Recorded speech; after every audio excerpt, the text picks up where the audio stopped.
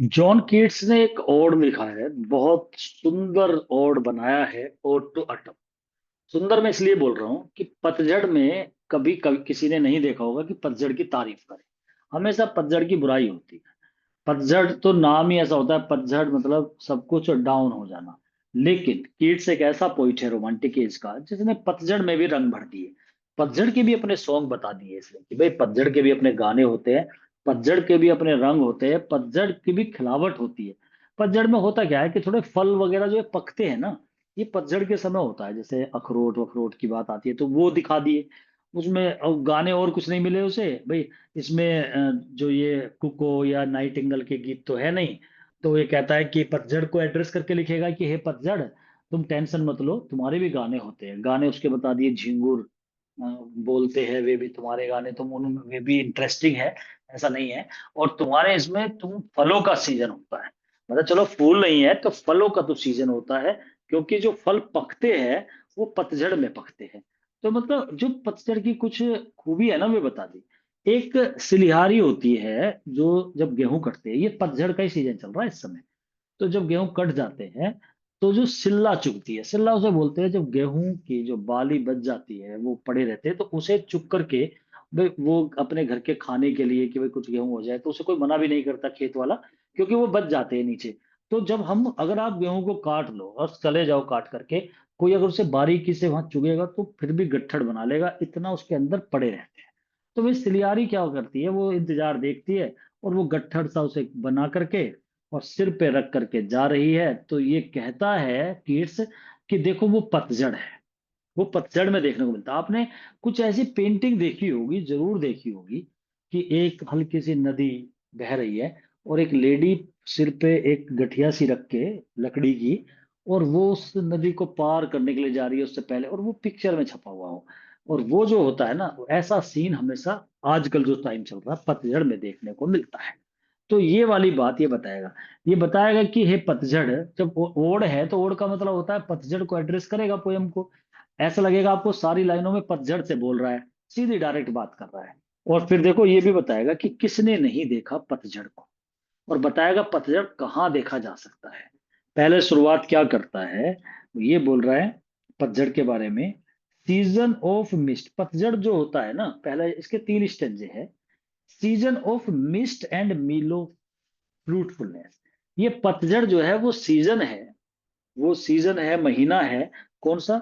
Mist का। Mist माने धुंध का। और मीलो फ्रूटफुलनेस, मीलो माने पके हुए, फ्रूट का मतलब फल के पकने का महीना है ये, मतलब फल पकते हैं इसमें। Close season of mist and mellow fruitfulness, close bosom friend of the maturing sun. जो ये सीजन ऑफ मिस्ट, मिस्ट का सीजन, और मिलो फ्रूटफुलनेस का सीजन, मतलब जिसमें फल पकते हैं वो वाला सीजन, इसका मतलब पहली लाइन का मतलब है पतझड़। वो क्लोज बोसम फ्रेंड है, पक्का दोस्त है मैच्योरिंग सन का। मैच्योर सन होता है पूरा गोल सूरज जो पूरी धूप पूरी निकालता है।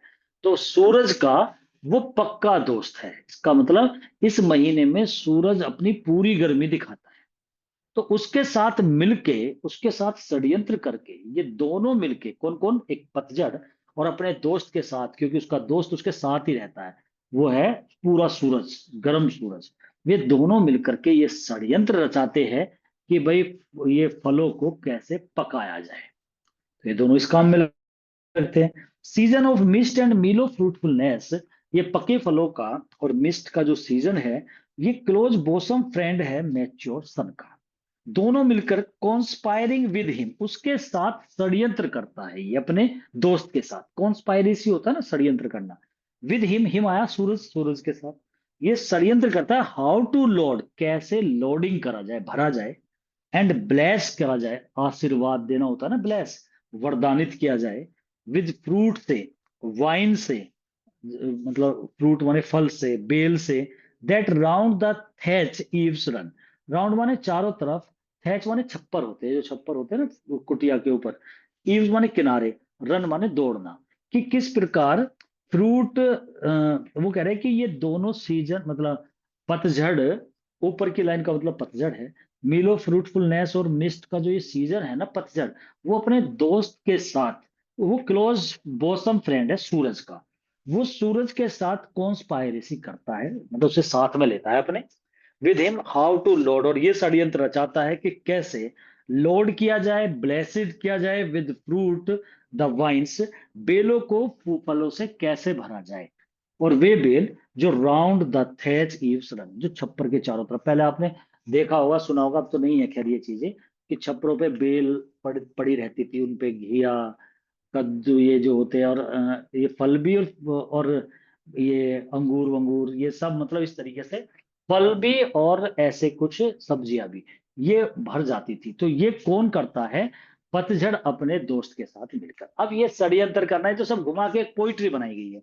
सीधी सीधी इसमें एक ही बात है कि पतझड़ के टाइम पर ये कितने सारे फल जो है जो छप्परों पे बेलों में लद जाते हैं, वो पतझड़ में होते हैं, क्योंकि सूरज जो है उसमें गर्म रहता है। ऐसे बोलना था, लेकिन उसने देखो घुमा करके बोला है कि पतझड़ जो कि एक फलों का सीजन है, वो अपने पक्का दोस्त जो उसका सूरज है उसके साथ मिलकर षड्यंत्र करता है कि भाई कैसे इन्हें पकाया जाए इन सब चीजों। तो वो षड्यंत्र करता है कि किस तरीके से, जैसे यहाँ पे हाउ आया था ना ऊपर, हाउ टू लॉर्ड, कैसे लॉर्ड किया जाए, ब्लेस किया जाए, फिर आ रहा है कि टू बेंड, कैसे झुकाया जाए, एप्पल से द मोस्ट कॉटेज, एप्पल से कैसे बैंड करा जाए, सेब से मोस माने काई की कॉटेज वाले ट्री, मतलब कॉटेज के बराबर में जो पेड़ है जिन पे काई लगी रहती है, उन्हें कैसे एप्पल से झुकाया जाए। तो एप्पल भी जो है इस सीजन में, आज अब जो सीजन है ये एप्पल का भी सीजन है, तो एप्पल से कैसे झुकाया जाए, एप्पल से झुकाया तभी तो जाएगा जब बहुत सारे एप्पल लग जाएंगे। तो इसका मतलब एप्पल भी इसी सीजन में निकल करके आते हैं, पकते हैं।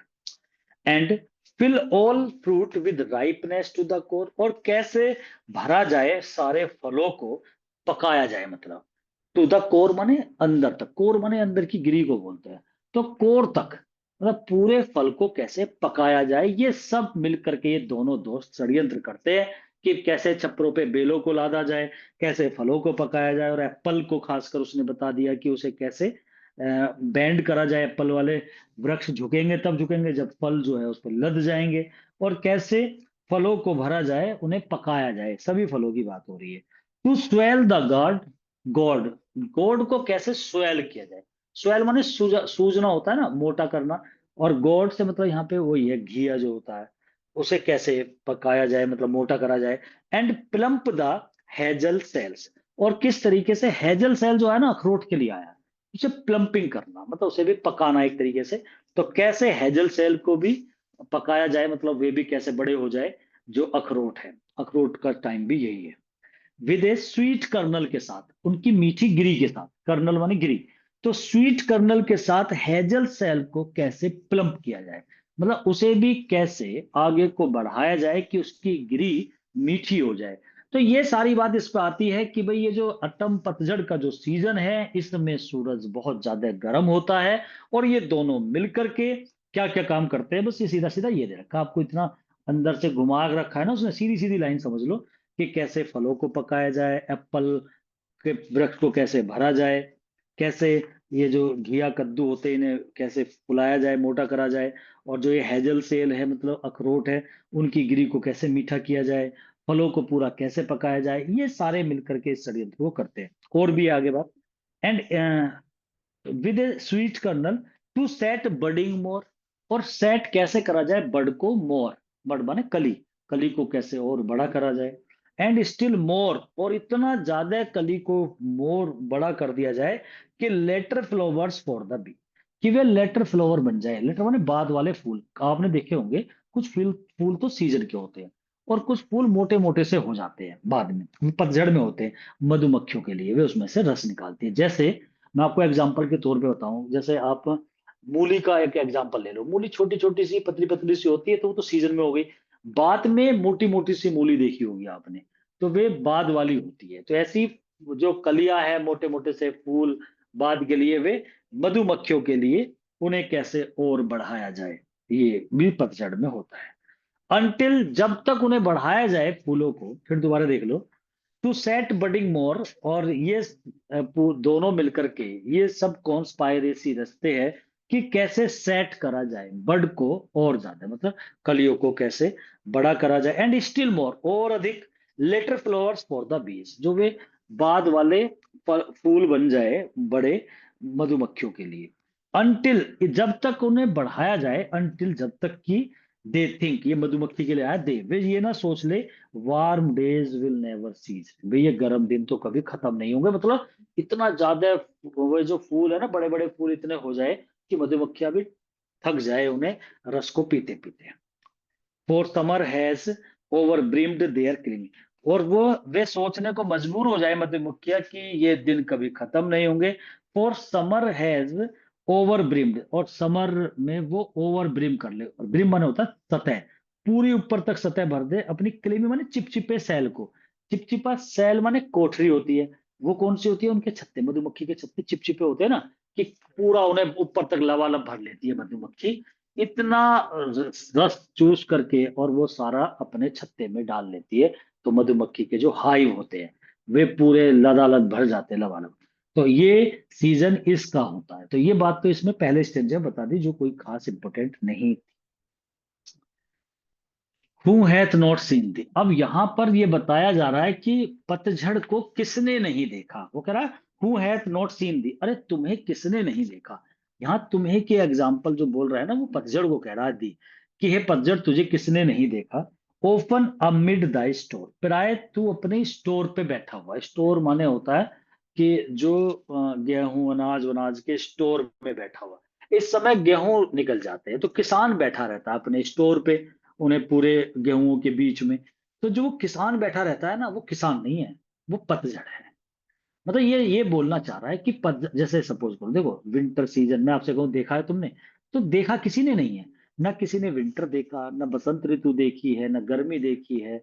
तो ये देखा किसी ने नहीं है। महसूस करते हैं जब ठंड पड़ती है, कोहरा पड़ता है, ठीक है ना, ठंड पड़ती है और मौसम जो है बिल्कुल दिन छोटा होने लगता है, तो हमें पता लग जाता है।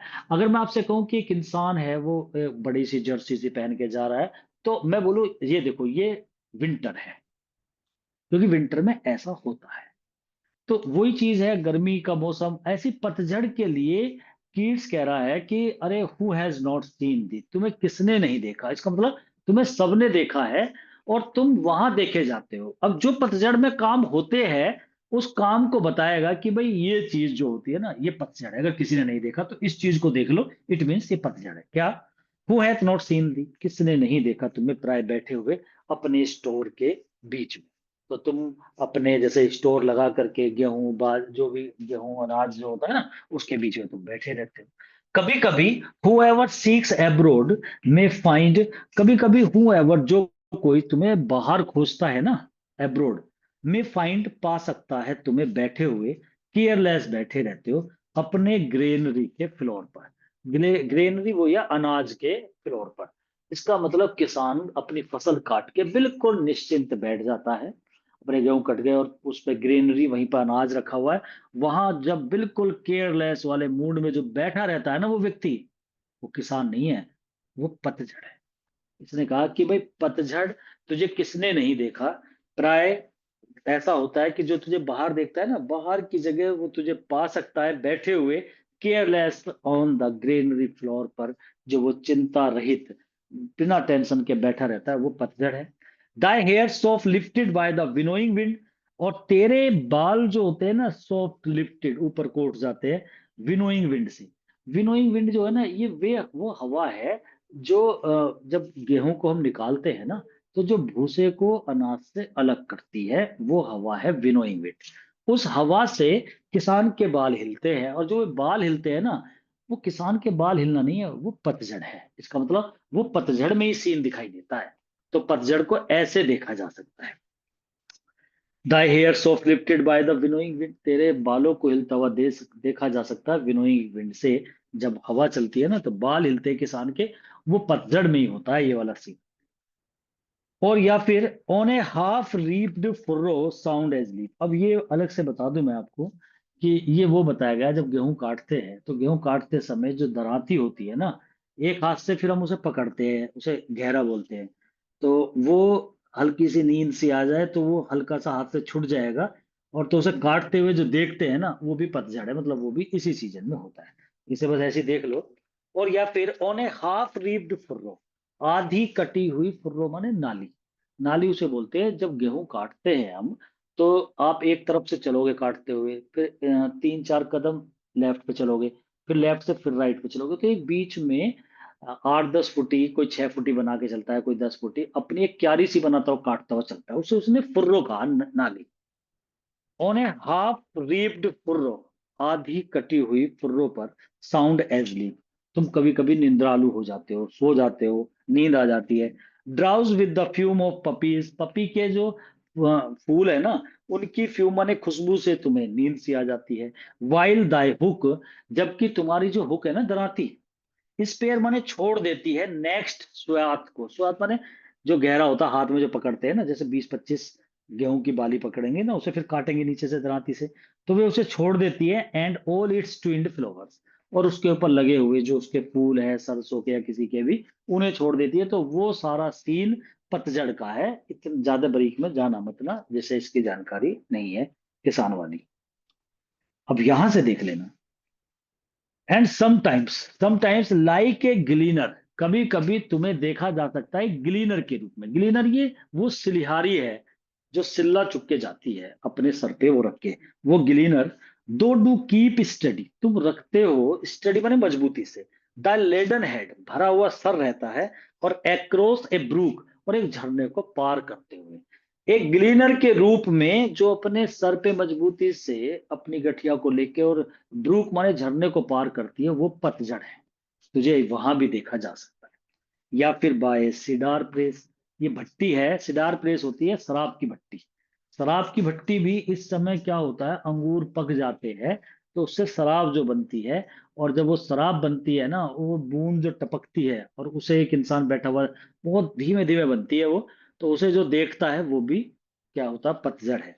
और बाय सीडार प्रेस पे विद पेशेंस लुक के साथ, बड़े धैर्य वाली नजर से, दो तुम देखते हो द लास्ट ओजिंग, लास्ट तक ओजिंग माने टपकते हुए, हॉर्स बाय और एक एक घंटे धीरे धीरे वो जो बूंद बूंद टपकती है ना, जब इनसे अंगूरों से शराब बनाई जाती है उसकी भट्टी पे, तो वो एक एक बूंद टपकती है। उसे जब बड़ी पेशेंस वाली नजर से जो व्यक्ति देखता है, क्योंकि वो सारा काम पतझड़ में होता है, तो वो भी पतझड़ है, ऐसे कहा है। तो पतझड़ का बता दिया, पतझड़ कहाँ देखा जाता है। कह रहा where are the songs of spring, कहाँ चले गए ये स्प्रिंग के गीत। ये कहता है कि भाई बसंत के गीत कहाँ है, वे भी तो खत्म हो गए। या वेयर आर दे, कहाँ है भाई, लाओ ढूंढ के भाई, पहले बसंती बसंत के गीत तो खत्म हो गए। थिंक नॉट ऑफ देम, उनके बारे में मत सोचो। दो हैज द म्यूजिक टू, तुम्हारा भी तो अपना म्यूजिक है। वो पतझड़ से कह रहा है बसंत ऋतु के गीत कहाँ गए, कहाँ चले गए, क्या हुआ, उनके बारे में मत सोचो, तुम्हारे भी अपने गीत है उसमें। अगर पक्षी गाते हैं, चहचहाते हैं बसंत ऋतु में, तो तुम्हारे भी अपने गीत है, बताएगा वो। While barred clouds blossom bloom the soft dying day and touch the stubble plains with rosy hue. जिस समय, अब पहले एक दृश्य बताएगा, फिर कुछ गीत बताएगा। अब वो दृश्य वही गेहूं कटने वाला टाइम जो होता है। While barred clouds, barred cloud, bar माने सलाखें होती है, क्लाउड्स माने बादल। Bloom the soft dying day, जब ब्लूम माने दिखाई देते हैं, सॉफ्ट डाइंग डे पर, शाम के समय जब दिन डाई होता है, मरता हुआ दिन, मतलब वो लाल सा रंग हो जाता है ना, तो उस समय while barred clouds bloom the soft dying day, जब बादल से और निशान से बन जाते हैं बादल के, और सूरज दिखाई देता है ना डाइंग डेज पे, and touch the stubble plains of the rosy hue. और वो स्टेबल प्लेन्स को, ये स्टेबल जो होता है ना, खूंटे को बोलते हैं, प्लेन्स माने मैदान। अब फिर गेहूं पे आ जाओ, अब गेहूं जब काट देते हैं तो नीचे वे फ्रूट से निकले रहते हैं उसके, तो उन्हें बोल रहा है स्टेबल प्लेन्स। तो जब ऐसा कलर शाम का, वो थोड़ा रेड सा कलर होता है, टच करता है स्टेबल प्लेन्स को विद रोजी ह्यू से, मतलब अपने गुलाबी रंग से, तो मतलब जब शाम का इस दोनों लाइन का मतलब ये शाम का समय होता है जिस समय, उस समय क्या होता है, देन ए वेलफुल कॉयर, वेलफुल माने थोड़ा वो वेल माने विलाप करना होता है वैसे, वेलफुल कोयर माने मंडली। द स्मॉल नेट्स मर्न, स्मॉल माने छोटे छोटे, मक्खियां मच्छर, ये वे होते हैं कीट, वे मर्न माने विलाप करते हैं among the river sallow, river के बीच में। रिवर सैलोज माने उसके जो नदी के किनारे पे सैलोज लगे रहते हैं, मतलब वो होता है घास सी होती है बड़ी बड़ी, उनमें कुछ नेट्स की मॉर्निंग आती है, मतलब मॉर्न माने विलाप करने की आवाज। जब हम गेहूं वहूं काट के चलते हैं, शाम का समय होता है, तो आवाजें अलग अलग तरीके की आवाज आती है वहां से, जो नदी के नालों के किनारे विनारे पे मच्छरों की इनकी आवाजें जो होती है ना। तेरे भी तो गीत है, बोर्न एलोफ्ट और सिंकिंग। कभी वो लोफ्ट माने ऊपर को उठ जाती है आवाज, कभी सिंक माने डूब जाती है। एज लाइट विंड लाइव्स और डाई, जैसे जैसे हवा उठती है और गिरती है ना, उनके साथ साथ वो आवाज भी मंदी और तेज होती रहती है। और तो ये एक तरह से स्मॉल नेट्स, मच्छर कह दो, या इसमें वे भी आते हैं जो ये होते हैं ना टिड्डे विड्डे, इनकी आवाज आती है वहां पर शाम के टाइम पे। तो वो आवाज बहुत उन्हें सुनी है, वे आवाजें आती है। तुम्हारी भी अपना, इसका मतलब तेरे भी अपने गीत हैं।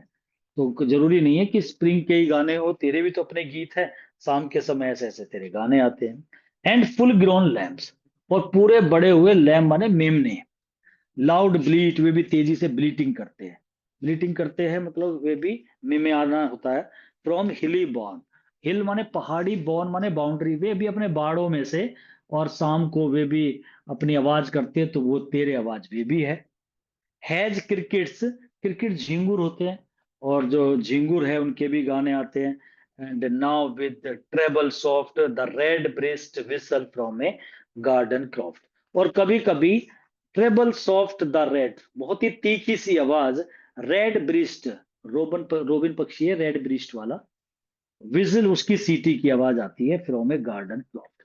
गार्डन में कुंज से, कभी कभी कुंज से वो जो रेड ब्रिस्ट वाला रोबन पक्षी होता है, रोबिन, उसकी आवाज भी कभी कभी बड़ी तीखी आवाज वो भी सुनाई देती है। तो झींगुर की आवाज, मेमनों की आवाज, रेड ब्रिस्ट इस पक्षी की आवाज, या फिर कुछ जो कीटाणु से होते हैं ये मक्खी मच्छर से, इन सब की आवाज जो है, ये भी तो तेरा संगीत है। तो क्या हुआ अगर बसंत ऋतु के गाने नहीं है, तो तेरा अपना भी संगीत है, जो शाम के समय सुनने को मिलता है, जब इवनिंग का टाइम 6 साढ़े 6 बजे का होता है, जब दिन खत्म होने वाला होता है। तो जब हम काट के अपनी फसल को चलते हैं, तो नदी के किनारे या नदी नाले बंधों के किनारे जो घास सी उगी रहती है, वहां से आवाजें आती है, बड़ी अलग अलग तरीके की आवाज होती है। तो वे झींगुर की, या फिर कीटाणु की, कीट की, इनकी आवाजें वहां पर आती है, या मेमने की आवाजें। तो तेरे अपने भी संगीत है, क्या हुआ अगर बसंत ऋतु के गीत नहीं है, ये कहता है।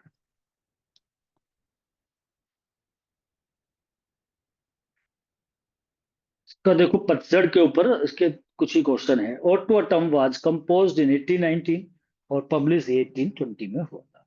ये एक होरेशियन ओड है रिटन बाय जॉन कीट्स। तो दो तरीके होते हैं ना, पिंडारिक और होरेशियन। तो होरेशियन ओड लिखा, there are 311 lines stanzas in this poem. तो तीन है, मतलब टोटल 33 लाइन्स है। Keats finds beauty and music in the season of autumn, पतझड़ के सीजन में कोशिश करी है जॉन कीट्स ने रंग भरने की, उसमें सुंदरता भी दिखाई है और म्यूजिक भी दिखाया है। According to Keats, farmer and gleaner, जो किसान होता है ना, जो अपने गेहूं कटने के बाद उसके उसमें फसल में, या फिर जब हवा चलती है तो उसके बाल लहराते हैं, वो किसान। और ग्लीनर जो सिल्यारी होती है, जब वो उस सिल्लों को चुग करके लेके जाती है ना, ये सारी इमेजेस जो है ना, चित्र, वो अटम के है, पतझड़ में ही देखने को मिलता है। ये वाला सीन अदरवाइज नहीं मिलता। द सॉन्ग्स ऑफ क्रिकेट के, झिंगुर के गाने, लैम्ब्स के गाने, swallows and red breast birds, ये पक्षी है, स्वेलो माने अबाबिल पक्षी, रेड ब्रिस्ट के song may be heard in autumn, में पतझड़ में ये गाने देखने को मिलते हैं। ये पोयम जो है सेलिब्रेशन करती है ऑटम सीजन का, पतझड़ के मौसम का भी ये मतलब सेलिब्रेट करती है। तो इस तरीके से कीट्स ने मतलब पतझड़ में भी रंग भरने की कोशिश करी है ऑटो अटम में। तो ये पोयम थी पतझड़ के ऊपर, ऑटो अटम। और इसमें जॉन कीट्स ने पूरी कोशिश करी है बसंत ऋतु से भी बढ़ के बताने की, पतझड़ की कभी कोई तारीफ नहीं करता।